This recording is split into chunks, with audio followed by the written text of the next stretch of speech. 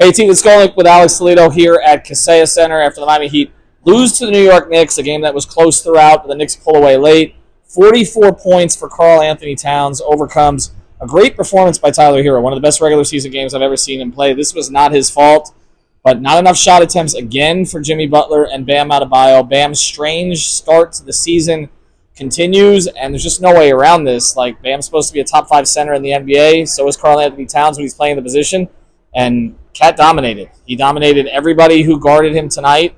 Jalen Brunson wasn't even the big issue tonight. But, again, Miami has to get more from its two best players against the best teams. Didn't get it against Orlando. Didn't get it tonight. Tyler Herro, not enough.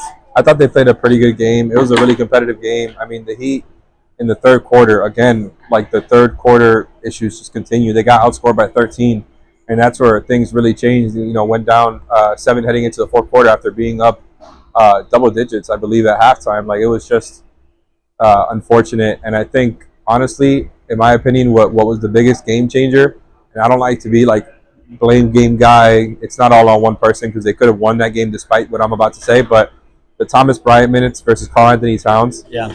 I think this is one of those games where maybe this is something you don't really see in the regular season from Spo. This is something he tends to do more in the playoffs. Keep the Bam minutes stapled to the star big, right? I think that's what you would have hoped you would see in a game like this. And Jimmy guarding Brunson, for example, even though I know he's best as a helper, Terry, was trying his darndest out there. But especially in the fourth down, I think those things are things they should have tightened up earlier in the game.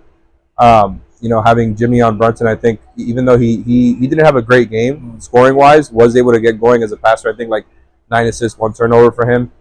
But specifically Cat versus Thomas Bryant. So many of those points that he ended up scoring still on Bam at the end, but so many of those points that he got going with, where he really got into rhythm, were against Thomas Bryant. I feel like if you looked at the stats of points per minute when Cat was going at him, it's got to be 2, because every single time he went at him, right, he was getting something. And I'm sorry, I mean points per possession. It was every single time. So those Cat minutes versus TB completely changed the landscape of the game, and it felt like they were having to climb back after the fact. I think other than that, Jimmy wasn't able to get in a rhythm. They weren't getting enough of those switches that he likes to get.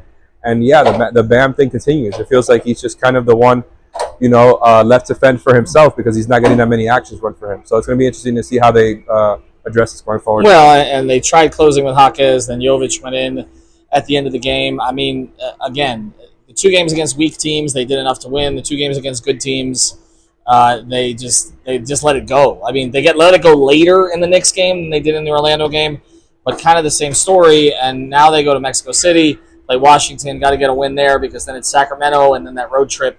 Again, Bimmy and Jam and Bimmy, whatever it is, they need to start acting like the names right now. We know them. As of right now, Bimmy and Jam. Have a good night, everybody.